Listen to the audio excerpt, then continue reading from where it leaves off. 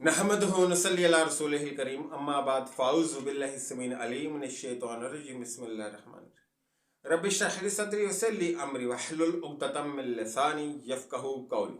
अपने देखने और सुनने वालों को रिज़वान असगर और फैज़ान हक़ की तरफ से अस्सलामु अलैकुम व रहमतुल्लाहि व बरकातुहू। आज मुफ्ती हनीफ कुरैशी की एक वीडियो मेरी नज़र से गुजरी जिसमें ये मलून कुरान हकीम की तौहीन करते हुए तंज़िया अंदाज में बोल रहा है कि बाज मौलवी कहते हैं कि सिर्फ अल्लाह से मांगो और अल्लाह के सिवा कोई मक्खी का पर भी नहीं बना सकता। आइए सुनते हैं कि ये मलून हनीफ कुरैशी क्या हज़ियान बक रहा है और कैसे अल्लाह के साथ शरीक ठहरा रहा है और फिर इसको इसकी बात का जवाब देंगे। वो फरमाते हैं अल्लाह की कसम, अगर मेरी जुबान पर शरीयत की लगाम ना हो, लोगों जो घरों से खा के आते हो वो भी तुम्हें बता दूं, जो छोड़ के आते हो वो भी तुम्हें बता दूं। मेरे सामने आने वालों, अब्दुल कादिर जिलानी की निगाहें तुम्हारे बातिन को जाहिर की तरह देखती है और जाहिर को बातिन। तो ये है कि ये दावे कैसे हो सकते हैं? ये तो अल्लाह ही दिलों के राज जानता है। जो उन मौलवियों के लिए जो रोजाना लोगों को कहते हैं कि अगर कोई मक्खी का पर उड़ा के ले जाए, अल्लाह के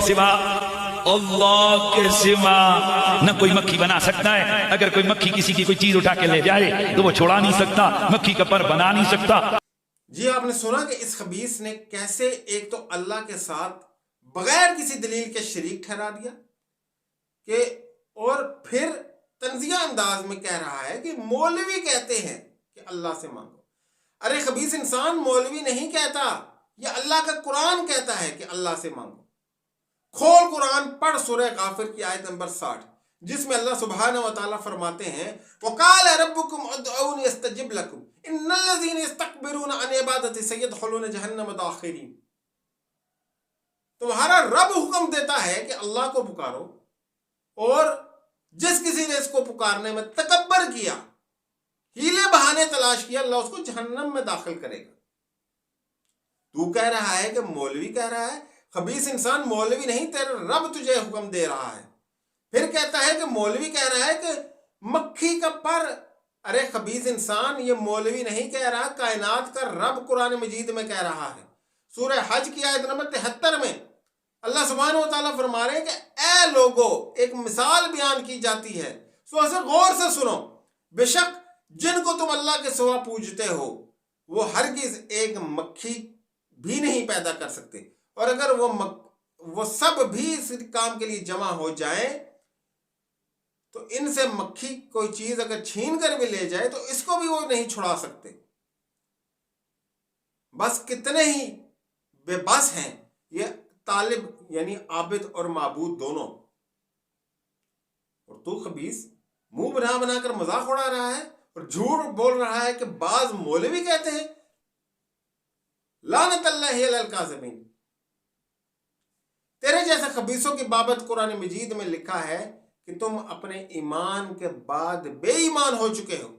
सूरह तौबा की आयत नंबर 65 में फिर कहता है कि मौलवी कहता है कि अल्लाह ही है जो दिलों के हाल जानता है। कहता है, गलत कहते हैं, हमारा गौस भी दिलों के हाल जानता है। और शेख अब्दुल कादिर जिलानी पर तोहमत बांधते हुए कहता है कि उन्होंने कहा कि अगर शरीयत ने मुझे पाबंद न किया होता तो तुम्हें बता देता कि तुम्हारे पेटों में क्या है और तुम क्या खा के घरों से आए। और हमारे गौस के सामने इंसान का जाहिर व बातिन एक जैसा है। नकल कुफर नबाशत। कितना बड़ा बोतान अजीम है जो ये लोग बांध कर लाते हैं। बंदा पूछे, अव्वल तो ये बात शेख अब्दुल कादिर जिलानी ने नहीं कही, अगर कही है तो उनकी किताब से हवाला दिखाए, अगर एक बाप से है, दोनों अगर उन्होंने कही भी है तो क्या वो नबी अकरम सल्लल्लाहु अलैहि वसल्लम से ज्यादा अफजल है? कि इनके बाबत तो कुरान मजीद में सूरह अनाम की आयत नंबर 50 में अल्लाह सुब्हानहू व तआला फरमा रहे हैं कि ए नबी, आप फरमा दीजिए कि मैं तुमसे नहीं कहता कि मेरे पास अल्लाह के खजाने हैं, और ना मैं ये कहता हूं कि मैं गैब जानता हूं, और ना मैं ये तुमसे कहता हूं कि मैं कोई फरिश्ता हूं। मैं तो सिर्फ उसी चीज की पैरवी करता हूं जो मेरी तरफ वही की जाती है। अब मेरा नबी गैब नहीं जानता और इनका खुद साख्ता गौस ये दावा उसके बारे में करें कि वो जाहिर व बातिन को जानता है और वो गैब जानता है। پھر اللہ قرآن مجید میں سورہ اسراء کی آیت نمبر 25 میں فرماتے ہیں کہ جو کچھ تمہارے دلوں میں ہے اسے تمہارا رب بخوبی جانتا ہے. اب بندہ، اب یہ اللہ کے لیے ہی لائق ہے کہ وہ ظاہر و باطن کو جانے، کسی بندے کے اختیار میں نہیں ہے. اس لیے ایسے ایمان کے لٹیروں سے محفوظ رہیں، قرآن و حدیث کا مطالعہ کریں تاکہ ایسے ٹھگوں کی ٹھگی سے محفوظ رہیں. اللہ ہمیں ایسوں کے شر سے محفوظ رکھے. آمین ثم آمین.